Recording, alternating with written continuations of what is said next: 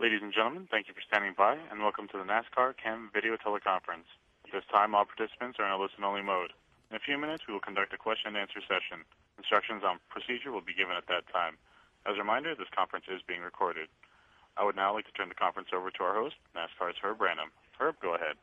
Yeah, thanks, and good afternoon, everyone. Welcome to the first of today's two NASCAR CAMs.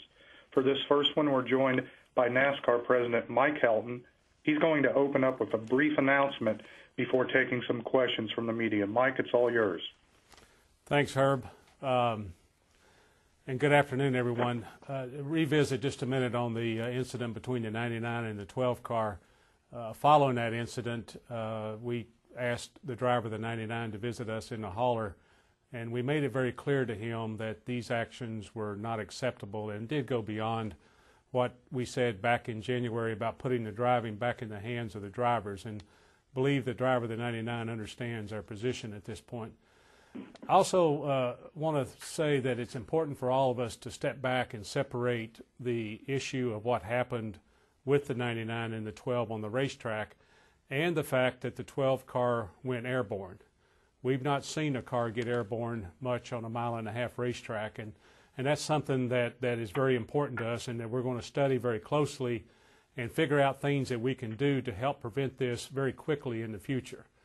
This is a very important element of all of this that I would ask all of us to be reminded of the fact that the car getting airborne was a very serious issue, and that's something that we'll take a look at very quickly and try to figure out how to help prevent that happening in the future.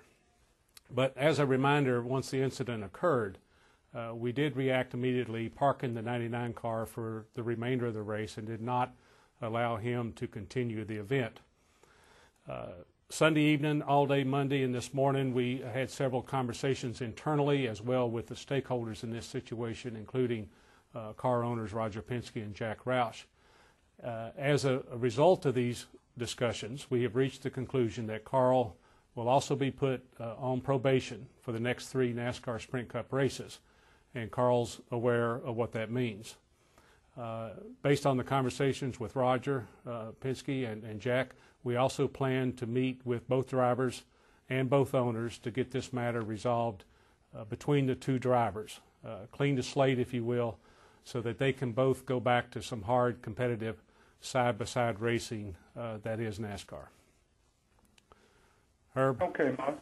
Thanks for that opener, Mike. We'll go to the media now for questions for Mike Helton. We have approximately 15 minutes, so we ask that you please limit yourself to one question so we can get to as many as possible. Operator, go ahead with the instructions. Thank you, sir. The floor is now open for questions. If you do have a question, please press star 1 on your telephone keypad at this time. If you're using a speakerphone, we ask that while posing your question, you pick up your handset to provide favorable sound quality. If at any time your question has been answered, you can remove yourself from the queue by pressing 1. Again, ladies and gentlemen, if you do have a question or comment, please press star 1 on your telephone keypad at this time. First question comes from Nate Ryan from USA Today. Nate, you can state your question. Yeah, Mike, when you've talked about drivers policing themselves as you did in January, do you mean not just being allowed to retaliate, but also how and when? And what I mean by that is, with the rash of airborne cars that have been over the past year, do you think drivers will be less inclined to do paybacks the way Edwards did at Atlanta? Well, you'd have to ask the drivers what their opinions are after Sunday and seeing the 12 car get airborne in Atlanta. But in January, we were talking about to the drivers directly and to the public about us backing away from the grip we might have on drivers and their driving style on the racetrack. Throughout our history, we've seen incidents on the track where they were obviously a simple racing accident, some that were obviously intentional, some that we couldn't tell the difference on and may not have been able to react to.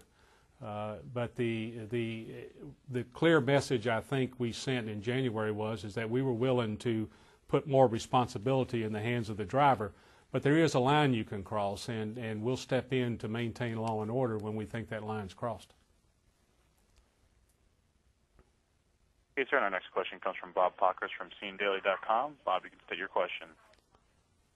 Yeah, I was wondering, what message do you think this sends to other drivers who are considering retaliation in the future? I mean, should they just expect a 3-race probation if they do that?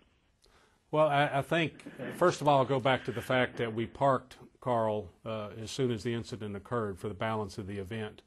You can look back last year at some incidents in Homestead where it was a 1-lap penalty.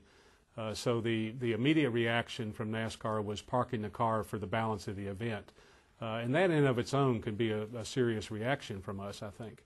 The balance of it, I think, will still have to be sorted out among the drivers as to what their opinion or their interpretation of all this is. But I do say there's two things here, and it's a function of us wanting to do the right thing by the competitors on the racetrack from both sides. One, allow them to race, but the other side of it is to maintain law and order within a reasonable step. So a lot of that I'd have to yield to the drivers, Bob, on what their opinions are and how they interpret all this.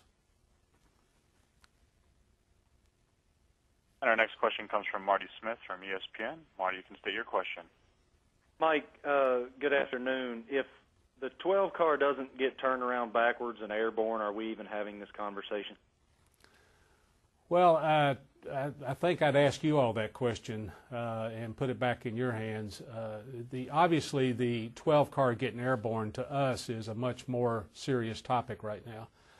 Certainly we take what Carl did seriously and we'll react to it accordingly and have, we feel like.